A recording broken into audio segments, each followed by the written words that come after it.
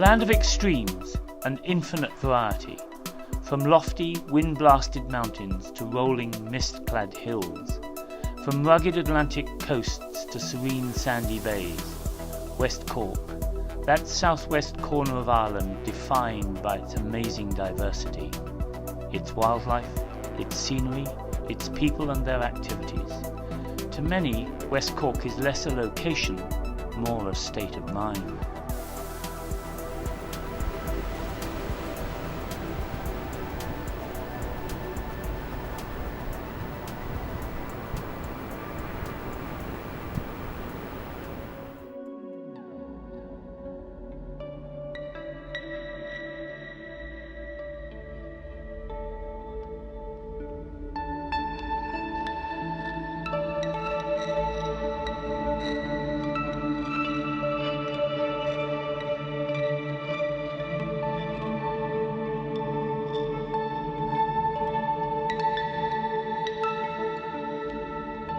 Plastic, a fantastic invention that has transformed our lives, or a damaging pollutant that quite literally affects our health and very existence. Plastic is part of our everyday lives. So is plastic pollution, and it's a worldwide problem. Plastic is used in everything, from computers to car parts, and from single-use carrier bags to disposable knives and forks. Oceanic seabirds have been found with their crops filled with plastic waste like cigarette lighters, bottle tops, Q-tips and even small toothbrushes. Caught in circulating oceanic currents, plastic waste may stay at sea for years before finally coming ashore. The world is literally in the midst of a plastic pollution crisis.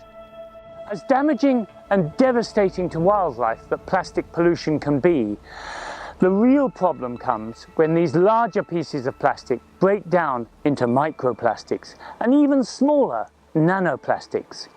These nanoplastics are now known to cross the cell membrane into the cells of marine fish and up the food chain to humans.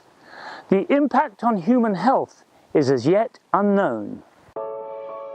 While plastics pollution is a worldwide problem, the legendary pristine waters of the southwest coast of Ireland draw visitors from around the world, eager to experience this clean, unsullied environment. However, in recent years we have witnessed a worrying trend, an increase in plastic pollution on our beaches and in coastal waters, and we have experienced first-hand its impact on our wildlife.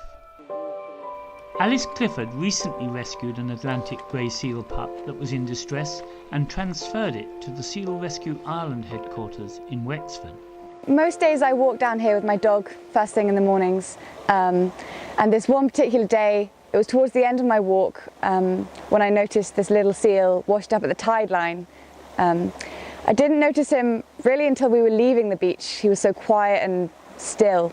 After finding the seal, I went into town to get a signal and I contacted Seal Rescue Ireland, and they said at first just to keep an eye on him because he may be fine and just washed up, but when I went back to check on him later, he was still at the tide line, not moving. His eyes were all crusted up, he had loads of gunk coming out of his nose, so I spoke to Seal Rescue Ireland again and they said he needed to come in.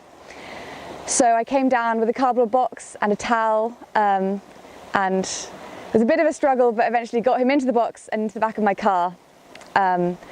So initially I was supposed to try and get him up to Seal Rescue Ireland that night, but by this time it was too late for the interim vet to take him. So I asked my local vet, Jerry McCarthy, if he'd take him overnight. So we got him into a dog crate, and Jerry just gave him some fluids and stuff overnight, and then the following morning I drove him up to Bandon, where one of their volunteers, Seal Rescue Ireland's volunteers, picked him up. So we were hoping that he'd make a full recovery and eventually would be released back down here, where we found him. But unfortunately, when he arrived at Seal Rescue Ireland, they found that he had ingested plastics. It was hopeful at first. It seemed like he didn't have a fever, he was quite perky, feisty was the word they used. But after trying to flush his stomach, they weren't able to remove all the plastics. and eventually he succumbed and wasn't able to be saved. Yeah, it just feels like it's stemming from a lack of responsibility on our part, well, as people, that these animals are dying purely because of how we act and how we manage plastics day to day. Our relationship with plastic is inherently flawed. Plastic accounts for 10% of the total waste we produce. 50% of that plastic that we use just once and throw away.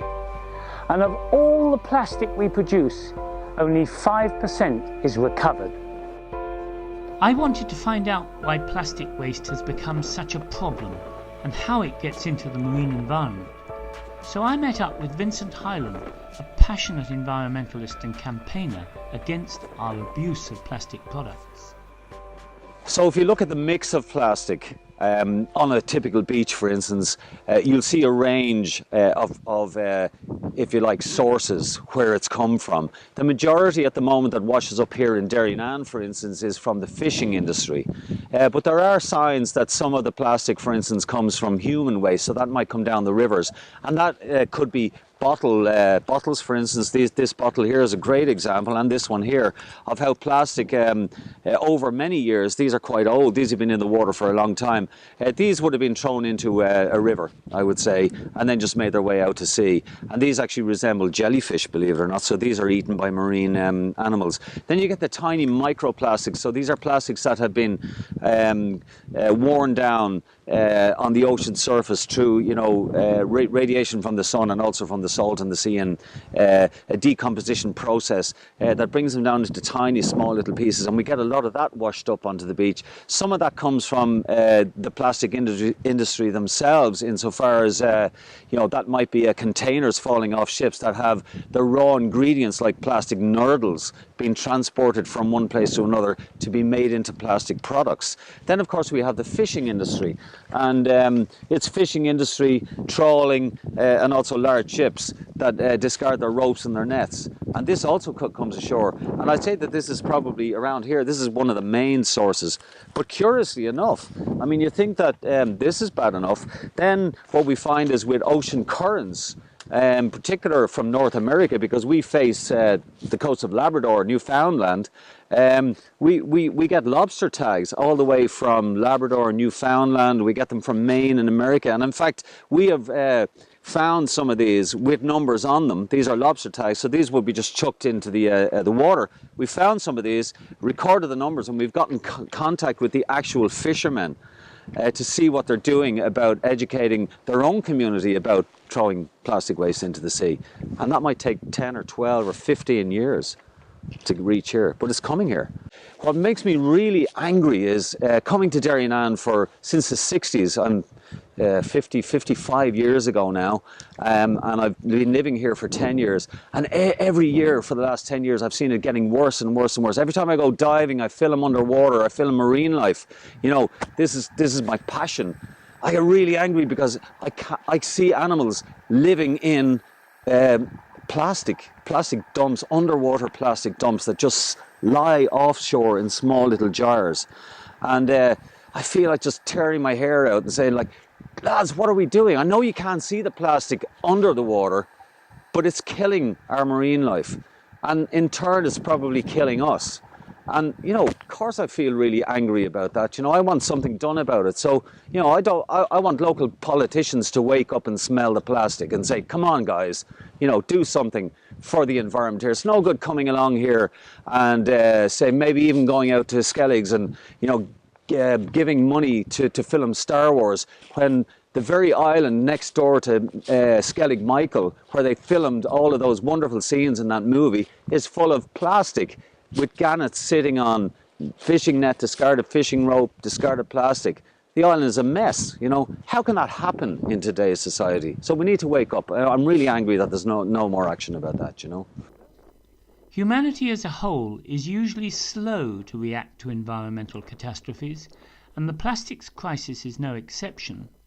However, here in West Cork we find local people taking the matter into their own hands. Jim Kennedy runs Atlantic sea kayaking, and whenever he's out on the water he makes a point of picking up plastic and other debris. When we're giving our safety talk to people, we also introduce plastic in that safety talk, that if you find some, draw attention to us, don't leave anything here, etc., etc. But yeah, we do see our mission now as raising awareness of plastic pollution. Recently I saw a lovely cormorant with a rope that had got entangled in a tree in a place we couldn't get to him, and he died. And he was a constant reminder to us for 2 months on the trips, because every time we passed him we'd see him hang. And it took 2 months for his body to rot enough so he fell off it. But we use that, and it's kind of gruesome, we use that as an example to people what does happen. But yeah, the entanglement issue is big. We see it in Baja in Mexico as well, the whales. There's stories out there, you know, so I think what we see is only scratching the surface. There's a lot more out there that we don't see. It is heartening to see local stakeholders taking the initiative, and as Jim Kennedy says, one person can have an impact, but get the community involved and that really starts to make a difference. Rory Jackson is co-founder of the Plastics Patrol, an initiative started by Whale Watch West Cork, operating out of Baltimore, to pick up plastic and other litter at sea during their whale and dolphin watching tours. They use this opportunity to inform their guests of the wider problem of plastics pollution and hope to see this increasingly adopted by local recreational boat users. The idea of the Plastic Patrol came about because we're seeing increasing amounts of plastic in the ocean as we travel through it on our whale watching tours out of Baltimore. So we decided together with Whale Watch West Cork to set up a precedence on our tours of picking up plastic waste as we see it. We're lucky in that we have a very active council litter warden, and he is very keen on retrieved plastic being collected, and he's keen to set up collection points in the communities where plastics are being found, and he's working with us on how we might manage that in a structured manner. So it's an ongoing project, but we are working with the council on this. With the help of the local council, sacks are provided for the collection of all plastic waste recovered at sea. This is then collected and disposed of or recycled as appropriate. In an age when plastic waste has become such a pollutant, it is hard to believe that planning permission has been granted for a plastic nurdles production factory along the Wild Atlantic Way, on the outskirts of the pretty market town of Skibbereen in West Cork, an area of outstanding natural beauty where a spill of these toxic tiny plastic beads into the local environment would be catastrophic for wildlife and human inhabitants alike. So when they put in their application, there was no independent analysis by Cork County Council of any of the effects of emissions or the effects of water. There was no environmental reports done at that stage either. There was no habitats assessment reports done. There was no impact assessment done on the likes of Lough Gyne or Roaring Water Bay. Everything seemed to have been just waved through. The general environmental impact is not just that, yes, there's a plastics factory here. It's that the raw polymer is shipped in tiny little pellets known as nurdles. In environmental terms. If you look up nurdles on Google, you will get masses and masses, pages and pages and pages of where nurdles have been spilled and where people are having to clear that up, and it's nearly always left to the communities to clear it up. This is an area that is becoming well known for its food, for its crafts, for its art, for also tech business, which is a business where you don't need to bring trucks down the road, where you can import and export on the internet. So you're not harming the infrastructure that's in place. You're on the Wild Atlantic Way, which is the most successful tourism initiative and marketing initiative that Ireland has ever undertaken. And yet on the Wild Atlantic Way, you're putting a plastics factory at a time in the world when plastics is almost like the new smoking. People are completely against it, and they're becoming aware of it in ways that when you're on the beach, people are now seeing plastic, whereas before they would have just seen rubbish or they would have ignored it. They're becoming much more focused on what's happening.